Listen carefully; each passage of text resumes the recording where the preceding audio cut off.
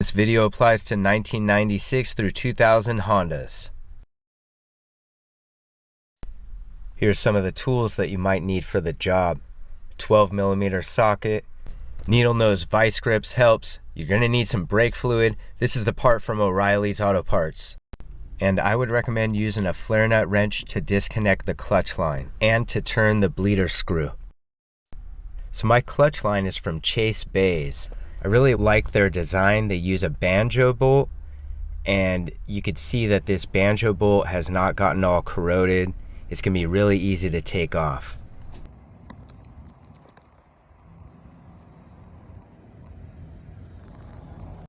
Your clutch line probably looks like my brake line, and you're going to need some liquid wrench and a wire brush to loosen it up.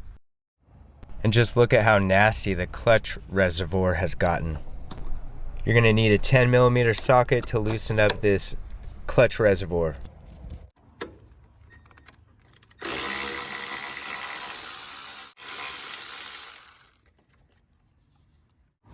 You know we're about to make a mess, so I'm just going to stuff this rag down there to try to catch any fluid. Now we probably could just open up the bleeder screw and drain the whole system to not make a mess, but I didn't even think about that until now.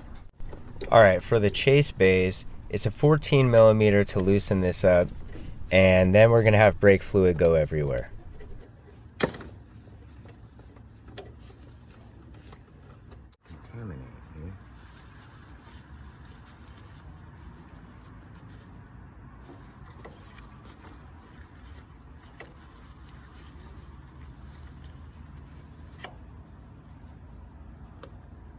I put that banjo bolt from the Chase Bays back into the hole to try to plug it.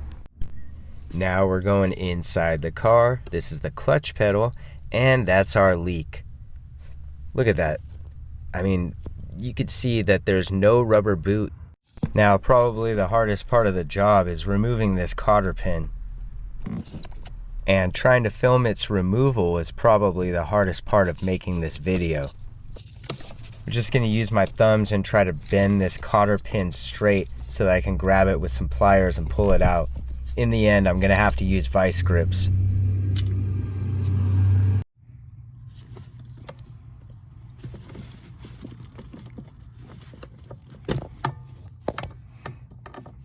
Yeah, finally.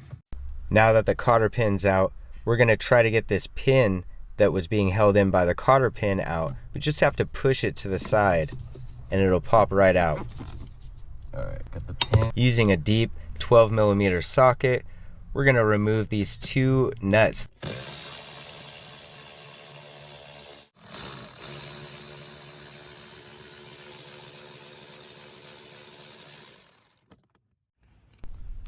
Now from the outside of the car, we can pull the clutch master cylinder and the reservoir out all together in one piece.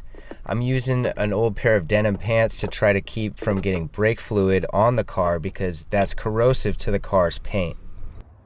Now I don't have a workbench, so I'm using a cardboard box on the ground. Yeah.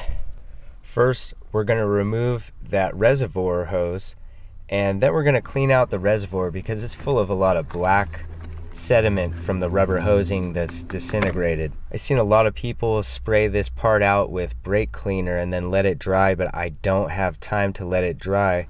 So I got a little trick here for you guys. That's nasty. Using some old brake fluid, I'm going to rinse this thing out multiple times. I'm going to put the cap on and shake it up and then pour it into this cup.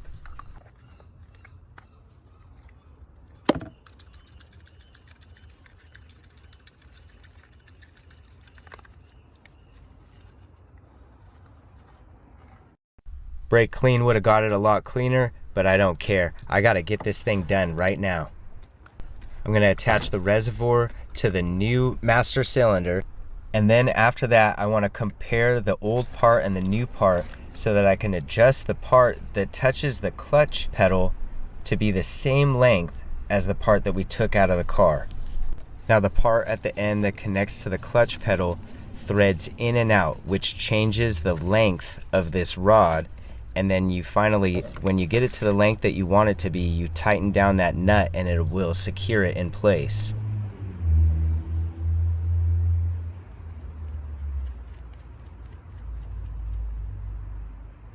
So I'm going to quickly clean up the spilled brake fluid. Later I can wash this area out with some car wash soap, but right now I just need to get it done. Now the new part didn't come with this gasket, so we're going to reuse the old gasket.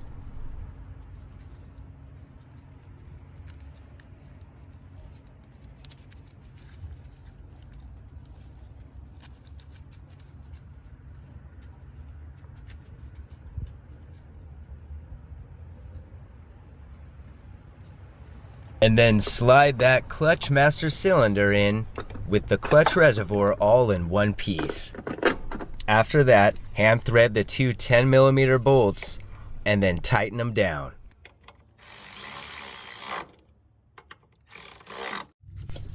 Next up, I'm going to spend a bunch of time adjusting and readjusting this part, trying to make sure that it's in the exact right spot for the clutch pedal. You see, we don't want the clutch to always be engaged, so we want just a little bit of play. I'm trying to get it in the exact right spot.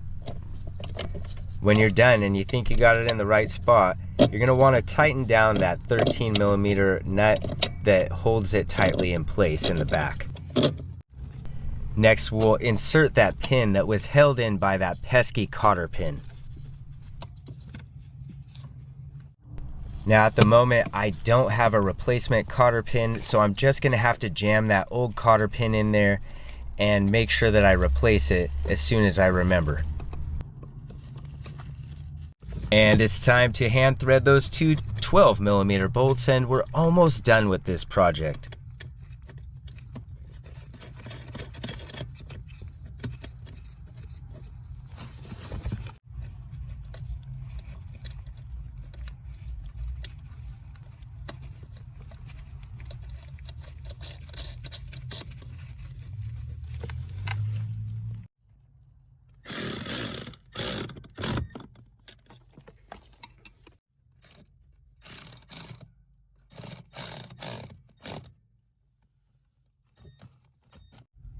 And there it is, all done, and it looks like it's in good working order. Time to go back outside to tighten down the chase bay's clutch line, and then it will be time to bleed the clutch system.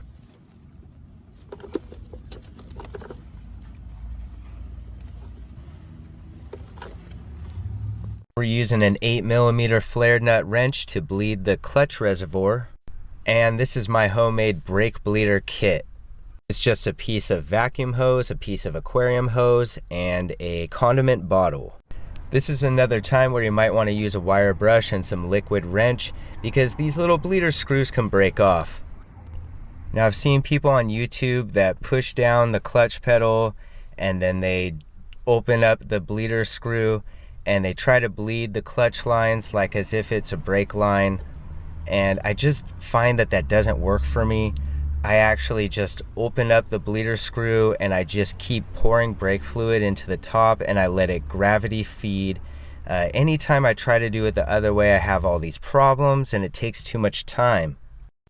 So like I said, gravity feed. You just want to keep pouring brake fluid up top and watch the crap pour through the hose. You're going to see dirty stuff, you're going to see bubbles, and then finally you're going to see it run clear with brake fluid, and that's when you can close it off and then go in the car. After you put the cap on, of course, go in the car, check the clutch pressure. You're going to see that the clutch pedal is a lot more firm than it was before.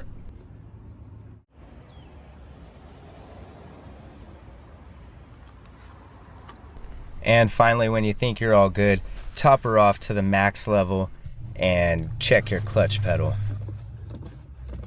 Oh, I got lots of clutch there. Lots of clutch. All right.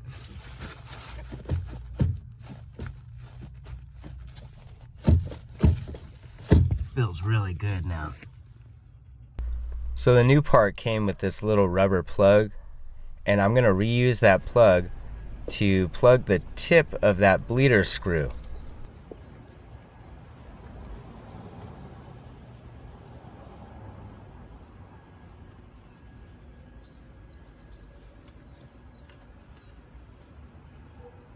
And now for a quick clutch test. That's it for today's video. Thanks for tuning in and watching the video till the end. If you enjoyed this video, please like the video and subscribe to the channel.